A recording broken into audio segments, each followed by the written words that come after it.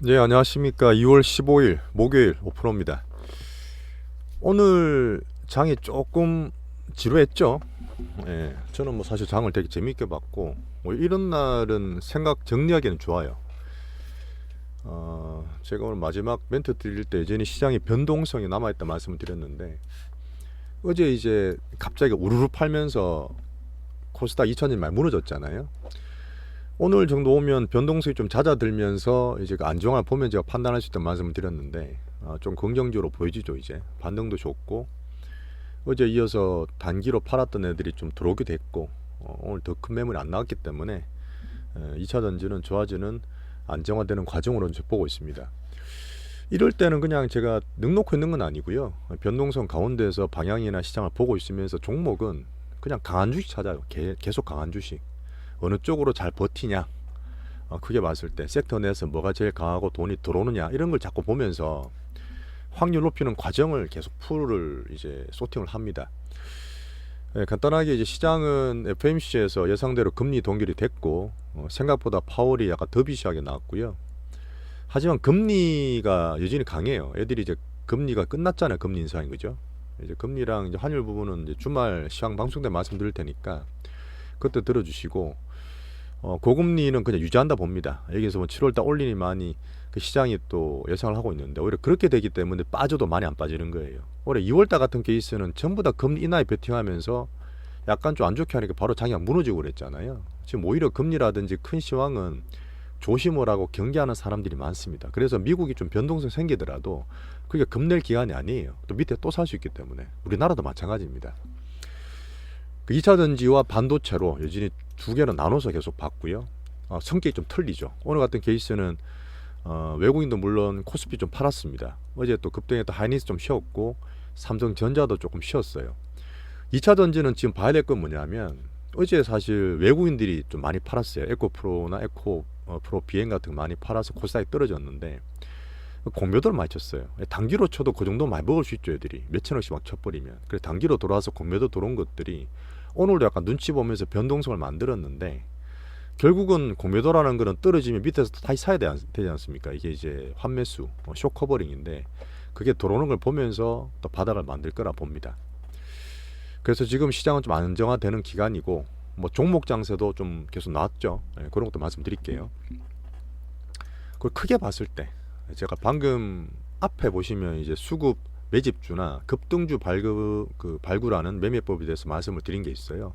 그 보시면 이제 우리가 갖고 있는 종목이라든지 그간 우리 했던 매매에 대한 이해가 좀 넓어지실 것 같은데 봐주시고, 자, 크게 보세요. 우리나라 작년부터 하반기 코스피, 우리나라 한국시장 빈집털이 털어먹기 계속 말씀드리지 않습니까?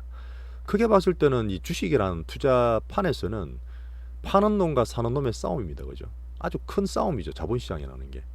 근데 결국은 코스피는 큰 걸로 대형주로 왔다 갔다 하지만 꾸준하게 먹는 거고요. 코스닥은 변동성, 특히 개인들이 80% 있기 때문에 그 변동성을 만들어서 헷갈리게 해서 먹는 거예요. 오늘 뉴스 보니까 이제 코스닥의 거래 비중이 외국인이 많이 올랐습니다. 상당히 이거는 특이한 케이스거든요. 원래 코스닥의 이제 전체 시가총액 80%는 개인이 들고 있어요. 기관이 10%도 안 들고 있습니다. 근데 그것도 중요하지만 매매는 기관이나 외국인보다는 개인이 절대적이었거든요. 근데 외국인도 그렇게 매매를 한다는 거야. 그 말은 뭐냐? 이 변동성에 편성을 해서 자기가 만든다는 얘기예요. 코스피에서 제가 선물 옵션 같은 변동성 만들어서 먹는다 그랬잖아요. 물론 장기로 봐서 지수를 먹는 거지만, 코스닥도 얘들이 좀 적극적으로 매매하고 변동성 주면서 그렇게 먹어갈 수 있다는 얘기죠. 왜냐? 여기에 대형주들은 반도체, 삼성전자, 하이닉스가 큰 거죠. 지금 현재로서도. 코스닥은 2차 전지잖아요. 그렇게 편제가 되고 있는 겁니다. 결국은 방식은 다르더라도 얘들은 끝내는 승리하기 때문에 큰 흐름 보시면서 우리는 중간에 과정에 적응하고 매매하시면 돼요. 결국 수익 내는 과정이나 보시면 됩니다. 자, 종목들 좀 볼게요. 이제 오늘 반도체가 아침에 상당히 강했어요. 제가 특징적으로 뽑아놨던 게 HPSP, 계속 말씀드렸던 게 신고가 났습니다. SNS 택은 제가 말씀드리지 않았지만 꾸준하게 추세가 좋고 거래는 적지만 신고가 꾸준히 났던 종목이었고요. 한미반도체도 오늘 신고가 냈다가 좀 밀리게 했지만 외국인 매수 같은 거나 수익이 상당히 좋았어요. 그리고 계속 말씀드렸던 이수페타시스나 레이크 머티리얼스 있는데, 이런 거는 위에서 조금씩 매물이 나와요. 단기 반등이 크다 보니까 익절도 하면서 매물 맞으면서 가는 거죠. 하지만 5일선 기준 보시면 됩니다. 아시겠죠? 이런 것들은. 그리고 반도체는 이 정도가 지금 시장 대장주나 주도주, 특징주로 보면 될 것 같습니다. 오늘도 역시 2차 전지를 계속 봤는데 코스모는 아침에도 제가 말씀을 드렸어요. 우리 분들한테. 오늘 5일선이 회복되고 끝나느냐 아니냐에 따라서 조정 기간이 결정될 것 같다. 어제 이래 빠진 거는 약간 예로 두셔야 됩니다. 이런 거는 나쁘게 볼 게 아니라 그냥 변동성 때문에 떨어진 거고, 오늘 5일선 근처에서 끝나긴 했는데 뭐 비슷해요. 약간 애매하게 끝났죠. 하지만 제가 볼 때는 20만원 우리 슈팅 나올 때 했던 20만원 신고가 가격이랑 22만원 정도가 아마 지지 밴드로 보시면 돼요. 지지선 아니고 변동성이 있기 때문에 지지 밴드라 보는 건데, 이 변동폭에서 지지된다 보는 거죠. 왜 저번에 제가 말씀드릴 때 뭐 2월달이라 3월달이라든지 이럴 때 움직이면서 이격도 움직이는 거 보셨잖아요. 그때 지지선 끝이 않습니까? 그 지지선이 이 정도에서 만들어진다는 얘기죠. 그리고 예상을 하고 있습니다. 이렇게 해서 지지 될 때 흐름 봐서 또 매수 뒤에도 되고, 그런 지지 보면서 요거는 같이 홀딩 하시면서 과정 관리 하시면 돼요. 자, 오늘도 제가 말씀드릴 게 에코프로. 아까 말씀드렸던 얘들 중에 어제 워낙 대형주 외국인들 공매도가 많이 났는데 오늘 얘들 좀 샀어요. 오히려 공매도가 나온 게 아니라 오히려 매수가 돌아왔기 때문에 2차 전지 중에 제일 강했던 대형주였습니다. 요즘 흐름 괜찮고 제가 말씀드렸던 변동성 중이지만 안정감 찾아가고 있다는 근거가 되는 거고요. 하지만 좀 약하죠. 에코프로 BM은 그뒤 좀 약했습니다. 반등폭이 줄어드는 거죠. 제가 계속 강한 걸 찬다 말씀드렸잖아요. 강한 거, 덜 빠지고 잘 오르는 거. LNF가 제일 약했어요. 아직도. 아쉽지만 좀 약해서 어쨌든 버티긴 했지만 그랬고, 그다음 포스코 퓨처엠. 얘도 뭐 괜찮았습니다. 외국인 판기 없어요. 그래서 일단 지지선은 지금 37만원 선 그어두면 되겠죠. 그거 보시면 됩니다.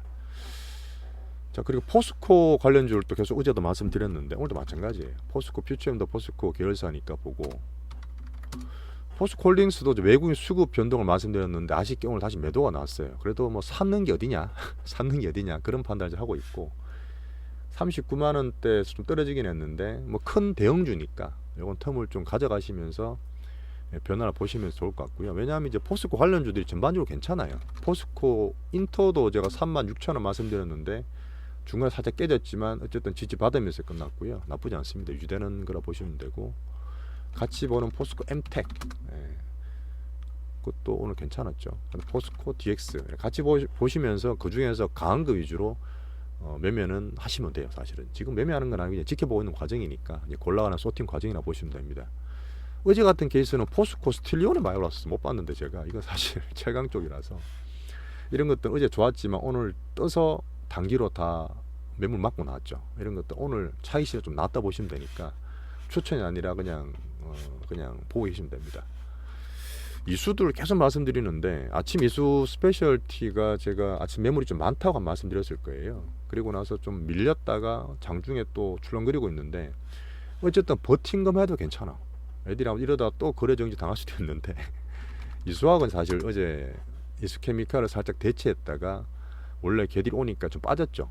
빠져서 제가 봤을 때는 변동성이 너무 큼하고 어제 매물이 좀 많이 나온 것 같아서 일자도 세 개 중에서 가장 강하게 났습니다. 이수 스페셜이 났다는 얘기고요. 사실 올랐기 때문에 지금부터는 좀 조심해야 되는 그런 시기라 보시면 됩니다.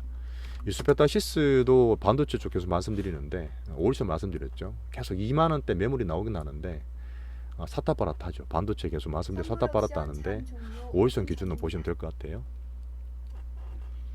2차 전지 부품주 중에서는 윤성 FNC도 말씀드리는데 얘도 지금 어제 워낙 많이 빠졌지만 그래도 5일선 지키고 있습니다. 그죠? 상당히 괜찮고 관리 잘 되고 있다 보시면 되고, 부품주에서는 좋은 종목입니다. 금양도 말씀드리는데 금양은 오늘도 그냥 변동성 때문에 뭐 큰 의미는 없었어요. 그냥 지키고 있는 과정이고, 제가 말씀드렸던 64,000원대 돌파 안착이 되면 좋아집니다. 그 전까지는 그냥 보고 있어요.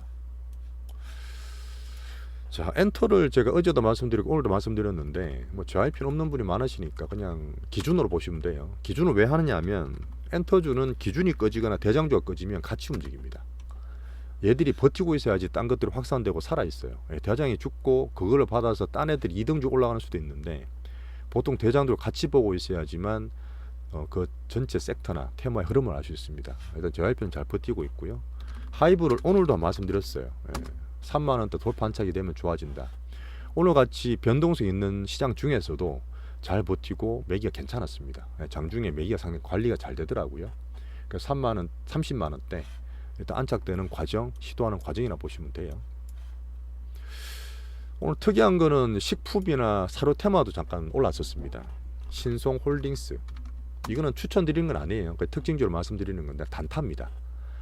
지금 작년 4월 달에 제가 정말 할 거 없어서 식품 사료 테마 했을 때랑 달라요. 지금은 그 러시아 쪽에는 이쪽 말이 많잖아요. 유럽 쪽에 다시 또 뭐 그런 얘기 나오고, 푸틴이 식량 가지고 장난친다는 얘기 나오니까 장이 안 좋을 때, 장이 안 좋을 때 튀는 단기 테마입니다. 이런 거는 정말 선수들이나 정말 단타시물이 가능한데, 뭐 전체로 샀다 팔았다 할 건 아니니까 그 시장 특징으로 이런 거 올라갈 때는 장이 안 좋을 때 좀 올라간다. 뭐 보라티알도 마찬가지고요. 혹시 보는 분 계실까 말씀드리는데, 샘표도 마찬가지. 다 작년 한번 했던 종목들입니다. 우리 식품 사료주. 근데 이게 보시면 거의 전고점까지 왔어요. 작년 4월 달에 가장 많이 튀었던 테마인데 전고점 부근에서 물량 계속 맞죠. 그래서 지금부터는 안 하시는 게 좀 좋다고 말씀드리기 위해서 넣어놨습니다. 그리고 원전을 몇 번 말씀드렸어요. 원전은 두산 에너빌티 말씀드렸는데 기준을 좀 말씀드렸죠. 18,000원대 중반 지지되면 그냥 홀딩해도 된다. 그리고 이제 기준되는 대형주에 제가 좀 확산을 중소형주로 드리는데, 예전 우리도 매매했던 종목이 있습니다. 피코그램이라고요. 피코그램을 좀 올랐어요. 그래도 괜찮았고, 원전 하나 대장주 있는 상태에서 중소형주 하나 올라온 거예요. 그래서 사실 약하죠. 약한데 어쨌든 이 확산 같은 게 되는 종목은 아닌데, 오늘 같은 케이스는 장이 안 좋으니까 살짝 원전주로 이런 것도 올라왔다. 뭐 그런 말씀드리는 거, 짧게 보는 거 이런 거 들어가시면 그냥 짧게 들어가시는 거예요. 아시겠죠? 어제도 말씀드렸던 시크니컬, 중국에 대한 기대는 여전히 하고 있죠. 숫자는 아직 극적으로 나오지는 않는데 중국의 그 테크주들이 좀 여전히 괜찮습니다. 바닥에서 어떤 반등을 주려고 계속 글로벌적으로 막 이렇게 올해 18일 날 그 국무장관 가고 그러니까 기대가 좀 있지 않습니까? 그러니까 주시를 보고 있는데 중국 테크주들이 괜찮고 막 이런 나오니까 계속 시크니컬, 예전에 중국 올라가면 우리 철강조선 화학 있잖아요. 조선주는 전 말씀드렸지만 그 대장주는 삼성중공업이랑 HD 한국조선해양이에요. 그게 가장 강한 주니까 고심 보시면 되고, 뭐 철강은 제가 아니라 말씀드렸고, 어제도 얘기해드렸던 그 이구산업 오늘도 5,000원 될 것 같다가 빠졌죠. 그 작은 개별주입니다. 작은 개별주이기 때문에 5,000원 안착이나 돌파되면 좋다. 한 번 더 말씀드리는 거고, 요거는 제가 잠깐 말씀드려 볼게요. 카카오는 좀 떨어졌어요. 그 다음 네이버가 조금 낮긴 합니다. 카카오보다 네이버가 조금 낮긴 한데, 카카오 계열사들 뭐 적자 나온다 난리죠. 카카오 네이버 바꾸셔야 돼요. 제가 지났고 유행 지났고 개인들 그득그득 수급 쌓여서 힘드는 이 빅테크주들, 옛날에 그 코로나 때 은택주들, 이거 지금 아직도 바꾸셔야 돼요. 올해 초에도 제가 2차 전지로 다 바꾸시라고 그러고 개인분들 손절 다 시켜드려서 막 한 적도 있는데, 오히려 지금 반도체가 좀 살아나고 2차 전지 조정받고 반등 주는 타이밍이잖아요. 이 네이버나 카카오를 갖고 계시는 분들은 여전히 교체 대상입니다. 손절치고 딴 거 갈아타는 게 얼마나 힘든지 아는데, 어쨌든 향후로 올라갈 수 있는 확률, 전체자산이 그래도 손실을 메꿀 수 있는 확률은 여전히 2차 전지나 어차피 대형주니까 반도체로 바꾸시는 게 좀 좋다고 말씀을 드리겠습니다. 오늘 이 정도로 제가 주도주 특징주 설명을 마치겠습니다. 감사합니다.